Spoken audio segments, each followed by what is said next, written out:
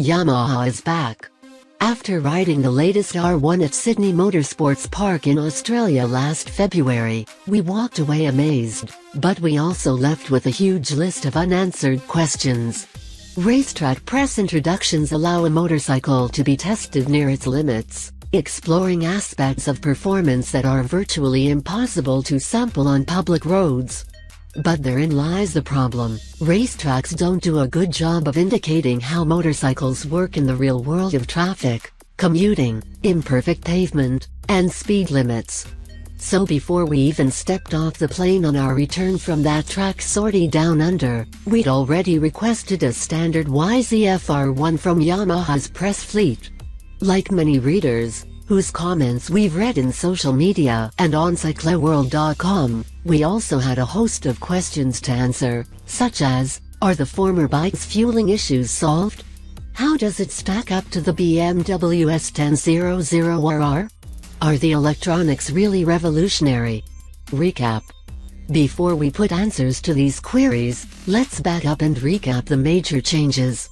For starters, the 998cc Crossplan Concept Inline 4 is essentially all new and weighs 8 pounds and 80 pence less than the engine it replaces. Titanium fracture split connecting rods are 60% lighter than their steel counterparts.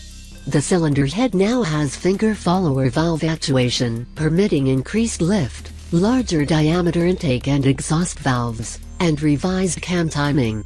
Cylinder bore has increased to 79.0 mm, up from 78.0, while stroke now measures 50.9, was 52.2.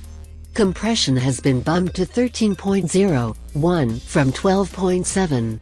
Thanks to the new valve gear, lighter rods, and shorter stroke, redline has been raised from 13,750 RPM on the previous model to 14,500 on the 2015 YRC multifunction meter. The R1's full-color TFT dash is amazing and intuitive, but a little practice on the simulator found at Yamaha motorsports.com is helpful. The dash can be displayed in either street or track-oriented modes. Track features a lot less info, with the lap timer, gear indicator, engine temp, and tachometer prominently displayed. Allowing the rider to control the increased power output is Yamaha's proprietary 6-axis inertial measurement unit (IMU), which measures pitch, roll, yaw, and acceleration fore and aft, up and down, and side to side. It then feeds all of this data to the Yamaha ride control processor that meters power delivery, traction control, slide control, lift control, launch control, and the quick shifter. Settings are controlled via an all-new and excellent TFT display interface. The chassis was completely updated, as well.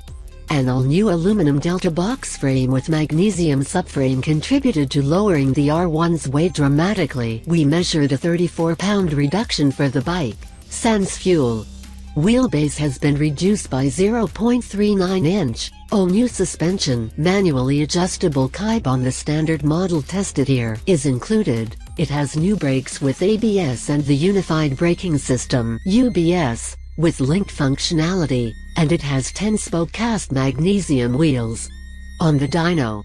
The very first thing we did with our fresh new R1 was roll it up onto the Cycle World Dynojet dyno to find out if it was in the same league with class leaders BMW and Ducati.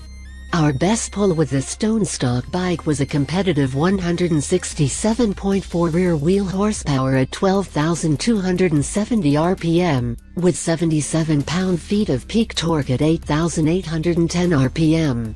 We also ran it on the dyno with the accessory circuit ECU, which not only unlocks restrictions put in place for US sound emissions, but also eliminates the top speed limiter and applies a far more aggressive track algorithm for the ABS brake system, including unlinking the UBS feature.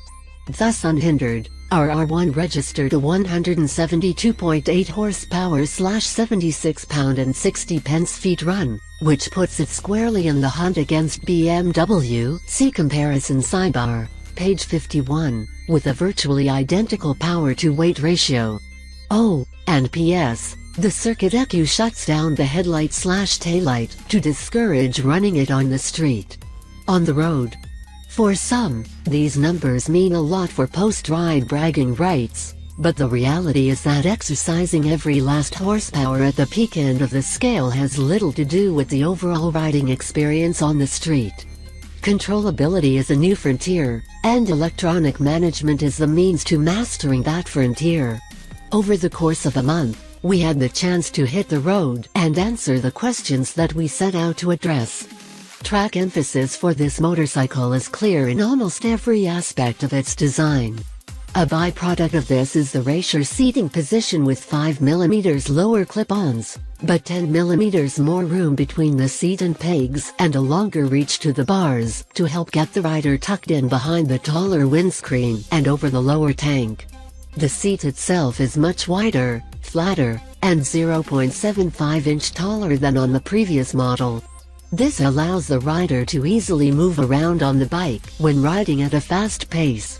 Some bikes you just hop on and click right into position, Editor-in-Chief Mark Hoyer said. The R1 is that sport bike for me. Bars, seat, foot pegs, control feel all felt completely natural for me and beautifully placed.